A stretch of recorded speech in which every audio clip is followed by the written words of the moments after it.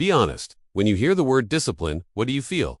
Do you feel inspired, or do you feel tired before you even start? Most people secretly believe this: if I really commit to self-improvement, my life will just be endless suffering. No fun, no joy, just grind. So they try for a week. They wake up early, they stop the junk, they go to the gym, study, cut the bad habits. And what do they feel? Tired, irritable, bored, left out when their friends are having fun. So they ask the question nobody really answers honestly. When does this actually start to feel good? Does discipline ever become something I enjoy, or is it just pain forever?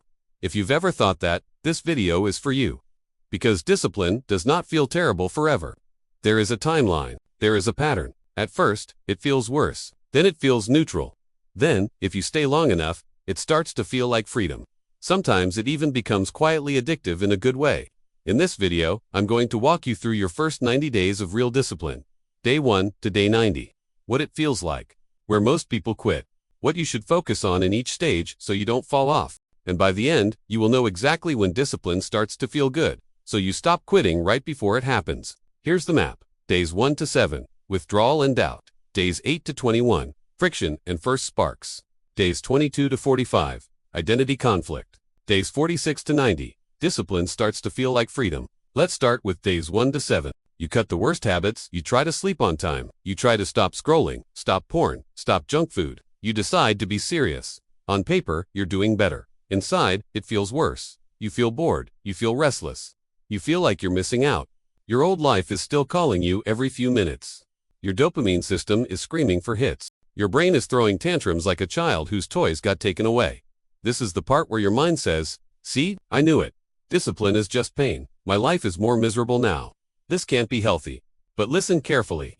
In days 1 to 7, the goal is not to feel amazing. The goal is to survive the withdrawal. You are not supposed to feel great yet. You are supposed to feel the weight of everything you were using to numb yourself. If you expect joy in week 1, you will quit. If you expect struggle in week 1, you will be calm. So in the first 7 days, your job is simple. Cut the worst leaks. Keep your plan small. Focus on going to bed a little earlier, moving your body, and removing the most toxic dopamine sources. Do not try to become the perfect monk in 7 days. Do not try to change 20 habits at once. You're just ripping the bandage off. Now we move to days 8 to 21. You've survived the first week. The cravings are still there, but not as intense. You've had a few small wins. Maybe you had a day where you actually followed your plan. Maybe you slept better one night. Maybe you looked in the mirror and thought, okay, I'm not there, but I'm not completely hopeless. This is the stage of friction and first sparks. Friction because discipline still feels heavy. First sparks because tiny moments of joy start to appear. You finish a workout and, for 10 minutes, you actually feel proud. You sit down for a 30-minute study session and realize, that wasn't as bad as I thought. You go to bed without scrolling and you wake up a bit clearer. The problem is, these sparks are small and easy to ignore. Your brain compares them to the old hits and says, yeah, that felt nice. But it's nothing compared to a 3-hour binge of dopamine.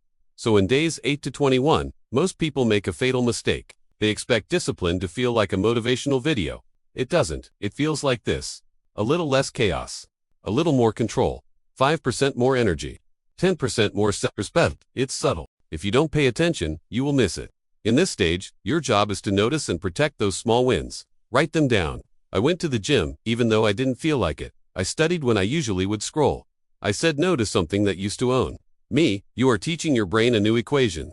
Discipline equals discomfort now, but real pride later. Dopamine hits equals comfort now, but shame later. You are in the middle of rewiring that equation. Now we move to days 22 to 45. This is where things get interesting.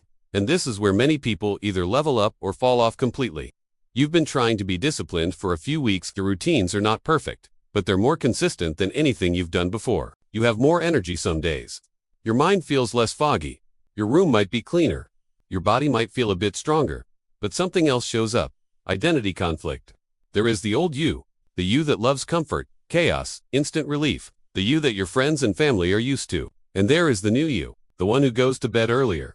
The one who says no to certain things. The one who disappears to go work out or study. People around you might start to say, you've changed. Relax. It's not that deep. Why are you so serious all of a sudden? And inside, you also feel torn. Part of you wants to keep going. Part of you misses the old life. Part of you feels lonely, because not many people around you are doing this.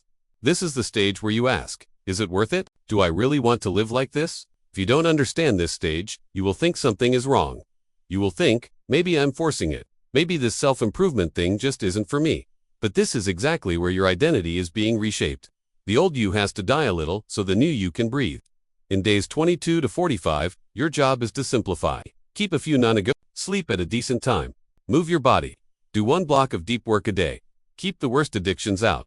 You don't need the perfect morning routine. You don't need a 10-step biohacking protocol. You need consistency with a few things. Even when your emotions are screaming and people don't fully understand you yet. If you push through this window, you will enter a completely different territory. Now days 46 to 90. This is where discipline starts to feel like freedom. Some things that felt impossible 2 months ago now feel normal. You don't negotiate with yourself for 20 minutes about going to the gym. You just go. You don't overthink every study session. You just sit down and start. You don't have to delete every app every week. You've built some real control. Your brain has started to adjust its baseline. Junk dopamine doesn't hit as hard as it used to. You can scroll for a few minutes and feel, this is boring.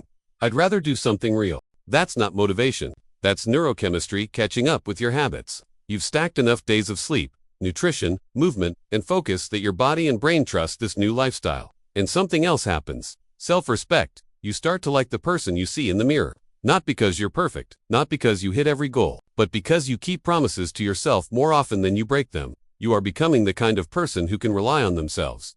This is when discipline starts to feel good. Not because it's easy, but because it finally pays you back more than your old habits ever did.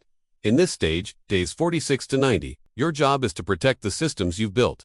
You keep your keystone habits. You keep your basic rules. You keep using your relapse protocol when you fall. You stop asking, do I feel like it today? You start asking, who am I becoming today? And here's the important thing. 90 days is not forever. 90 days is 3 months. 3 months from now, you could still be scrolling, binging, numbing yourself, and telling the same story about how discipline doesn't work for you. Or 3 months from now, you could be living inside a different body, with a different brain, and a different level of self-respect. Same you, different habits, different identity. So here's what I want you to do when this video ends. Choose your start date for your 90 days. If you've already started a 30-day reset, extend it. Make it 90. Write down the 4 phases in your own words. Days 1 to 7, withdrawal and doubt. Days 8 to 21, friction and first sparks. Days 22 to 45, identity conflict. Days 46 to 90, discipline starts to feel like freedom. Put that somewhere you can see it. On your wall, on your desk, in your notes. So the next time you're in week 2, feeling tired and unsure, you remember, this is friction and first sparks. I'm exactly where I'm supposed to be. The next time you're in week 4, feeling lonely and misunderstood, you remember, this is identity conflict. This is part of the process. You stop quitting at the exact point where everything was about to shift. You are not doomed to hate discipline forever.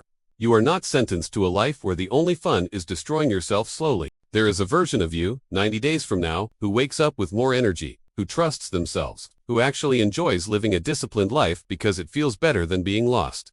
Do the hard work, especially when you don't feel like it. Stay on the path long enough to let discipline start feeling good. Your next 90 days will decide which version of you meet.